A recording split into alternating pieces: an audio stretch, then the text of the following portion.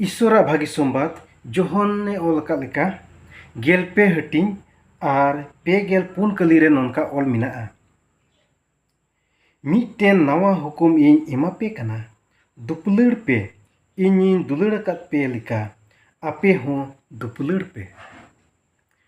तिहिन जिसु मसीह दो अबो धरती रे मिना बोन मानवा को लगित मीटे नवा हुकुमे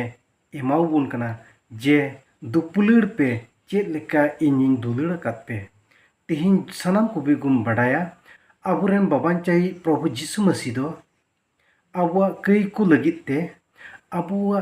कई रिया पुरुषुन लगित ते घट को खन बांचाव बोन लगित ते जिसु मसीह दो क्रूस काटरे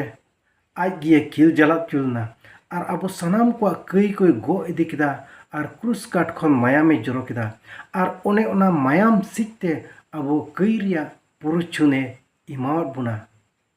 तबे तीन मारांग दुलड़ ताय तो ओना इया तेगे तेहिं अबो धरती रे मिना बुन मानवा को होय हुकुम बुन कना आपे हो आपे आपे रे दुपुलड़ पे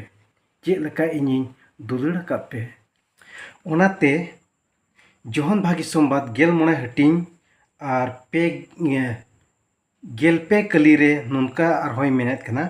जे जहाय आइरेन गाती को लगित आज जीवी आलाय नुआ खन मारांग दुलड़ दो ओकोया हो बनु तकवा जहाय आइरेन गाती को लगित आज जीवी आलाय नुआ खन मारांग दुलड़ दो ओकोया हो बनु तकवा